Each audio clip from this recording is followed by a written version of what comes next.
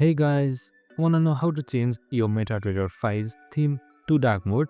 Well, no worries. In this video, I'm going to show you an easy step-by-step guide on how to do it. It's super simple, so let's get right into it. Now first off, simply open up your MetaTrader application. And now once you've done that, on the top left you can see this 3 amber icon right here. Just simply click on it. And right here you can see settings icon. So simply click on it again. Now scroll all the way down on interface. Now right under interface you can see this choose theme icon. Just simply click on it and then change it from light to dark right here.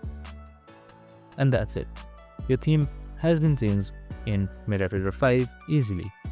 And if no changes happen, make sure you restart MetaTrader again. And that's it. I hope this video helped. If it did, make sure to like, subscribe and tune in with us for more of these videos. See you in the next one.